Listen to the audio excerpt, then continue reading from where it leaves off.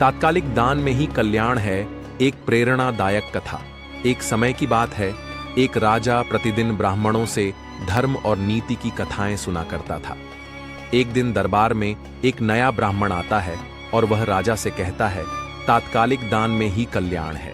इतना कहकर वह चुप हो जाता है। राजा आश्चर्यचकित होकर ब्राह्मण से आग्रह करता है कि कृपया पूरी कथा सुनाए। ब्राह्मण कहता है, यदि पूरी कथा सुननी है तो 6 महीने का राशन लेकर जंगल में चले जाओ, परंतु एक बात ध्यान रखना, अगर राशन समय से पहले समाप्त हो जाए तो किसी से मांगकर मत खाना। अगर कोई स्वयं से दे दे तो ले सकते हो। राजा ने अपने पुत्र को राज्य सौंपा और स्वयं जंगल की ओर प्रस्थान किया। जंगल में वह अकेले जीवन यापन करने लगा। 6 महीने पूरे होने में अभी 2 दिन बाकी थे कि उसका राशन समाप्त हो गया। अब वह भूख से व्याकुल होकर इधर उधर भटकने लगा।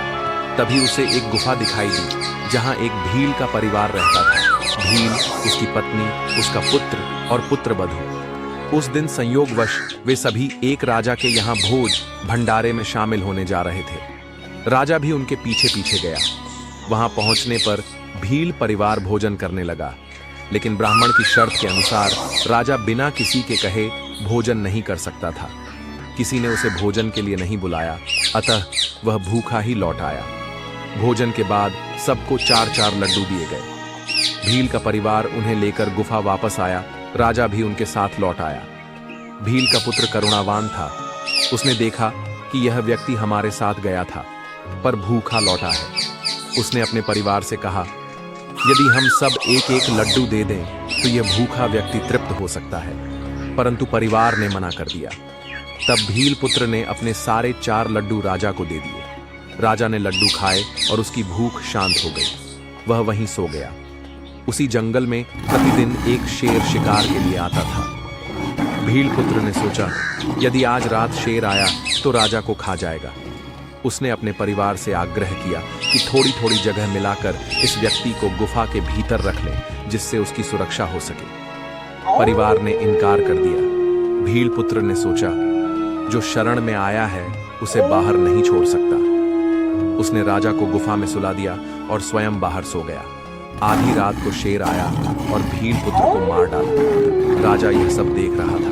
वह सोचने लगा, यदि इस परिवार को पता चल गया कि उनकी संतान मेरे कारण मारी गई तो वे मुझे मार देंगे। यह सोचकर वह रातों रात वहां से भाग निकला।